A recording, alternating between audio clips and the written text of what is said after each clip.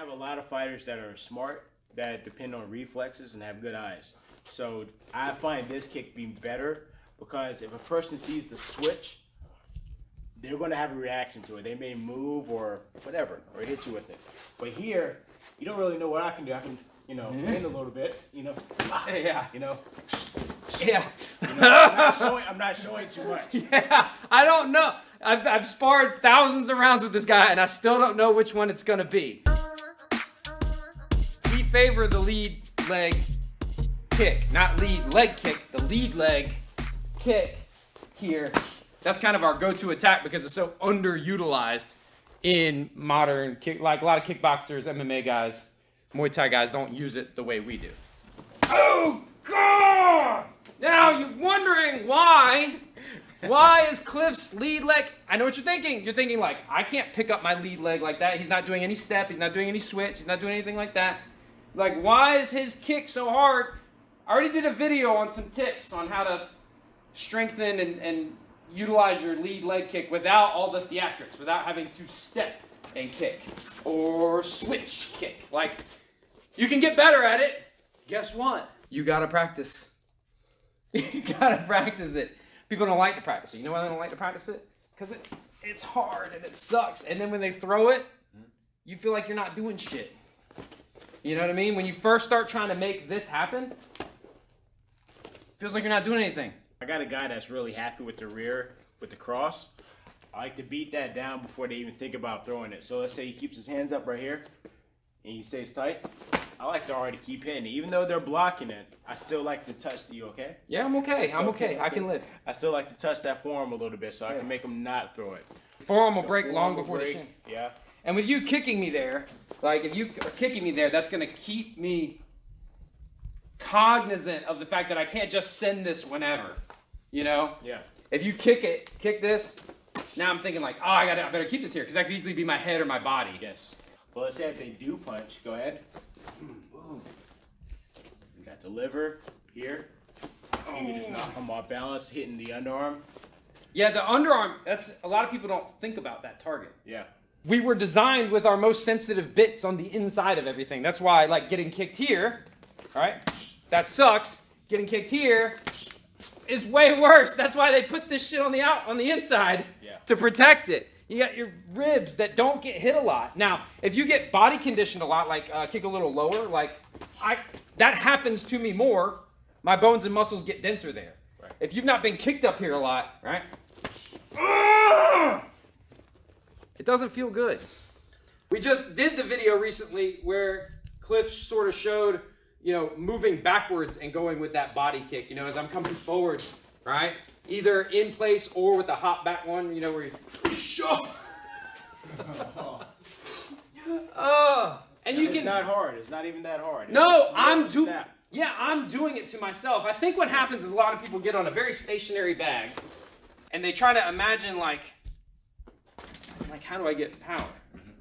Like that's hard to do at first. Right. But fights are not stationary things.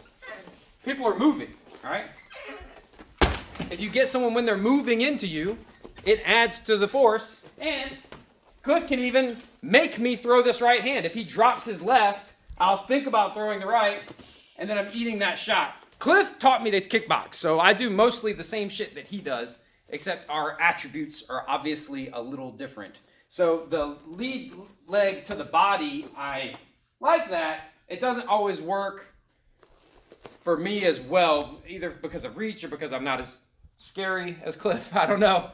But the lead leg, you can get to it. And a lot of you guys know that I've talked about like pendulum step here or stepping or even just like big chops where you move this. You can get this with no load up too, but you have to make them step. You have to like watch and wait, you know, as he steps down, boom, right? Just as he's putting that foot down, I watch it, I get the timing on his steps, and just as he's putting that foot down, you give him a little boom. It doesn't take much. I think that's the problem that people have with this kick is, especially early on, it's difficult to generate power. But if I make you come forward, hey, come get me, boom, you run into it. I'm not prepared for that. Yeah, if I make you step forward, right, boom, and I kick right as you step, you don't have to load it up big. Now you can, right? You can do a big switch, boom, but it takes more time. All these dudes about these groin kicks, they think like, oh, I don't have to know kickboxing or boxing or wrestling or MMA or anything because I'll just kick you in the groin. But if you don't possess the skills to deliver enough power to hurt a person with that, what makes you think this is just going to make a Cliff mad? Mm-hmm. You know? Yeah, that's just going to piss him off.